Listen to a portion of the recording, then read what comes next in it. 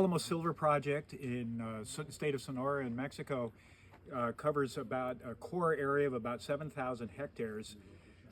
We have identified over about 9 years of exploration on this project 26 separate vein zones. We've drilled 19 of them and have hit significant mineralization in 12 or more of those zones.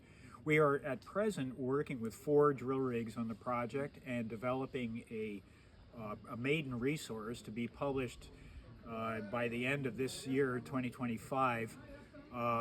So stay tuned for that.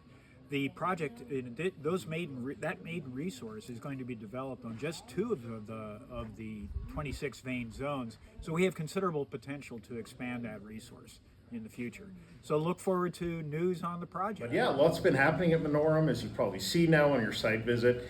Most notably since PDAC, after the acquisition of Silvercrest by Kerr Mining, we had the opportunity to bring on the resource modeling team of Silvercrest, most notably Ruben Molina, who is now our head of exploration for the Alamos project, and bringing in a team that's really experienced in resource modeling, resource development, has really accelerated our exploration plan as we now get to our maiden resource, which will be released here in the next couple of months based on once we get our assays in. But we brought the resource modeling team in. They basically took a look over the summer at everything we'd done, found a few holes, found a few very obvious areas in our deposits to drill off and to expand them.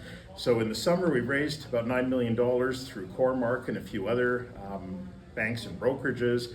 And we just applied that to a 10,000 meter infill drill program that would flush out everything we needed to in the resource, as well as expand a number of key portions of the resource that were still open and high grade. So we're going to be announcing here very shortly the drill program is done. We are going to be moving on to a resource expansion program.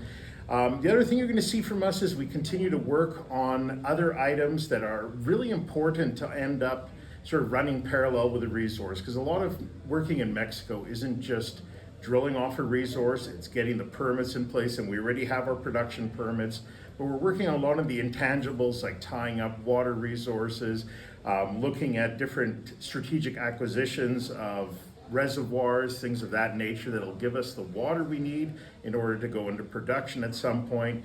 We've been tying up the local communities, and we have 29-year agreements with all the local communities that cover exploration through exploitation.